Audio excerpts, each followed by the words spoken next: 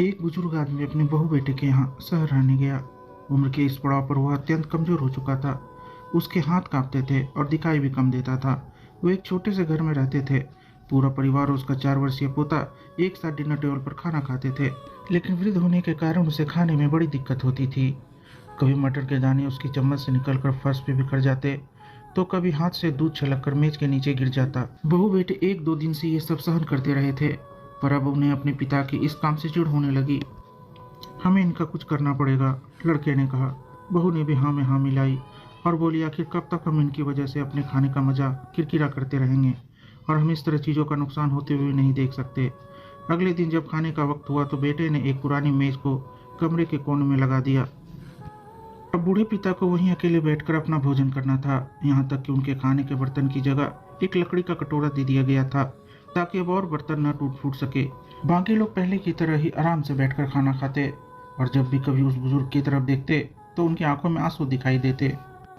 यह देखकर भी बहू बेटे का मन नहीं पिघलता।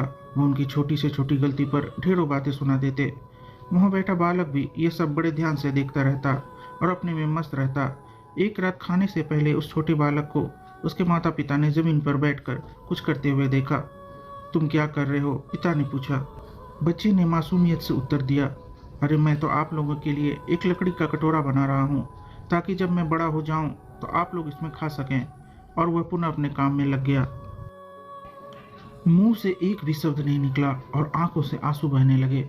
वो दोनों बिना बोले ही समझ चुके थे कि अब उन्हें क्या करना है। उस रात वो अपने बूढ़े पिता को वापस डिनर टेबल पर ले आए और फिर कभी उनके साथ अभद्र व्यवहार नहीं किया।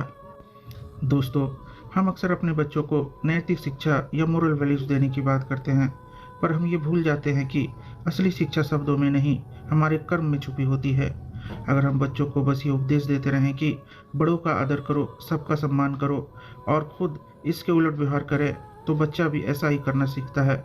इसलिए कभी भी अपने पेरेंट्स के साथ ऐसा व्यवहार ना करें कि कल को आपकी संतान भी आपके लिए लकड़ी का कटोरा तैयार करने लगे।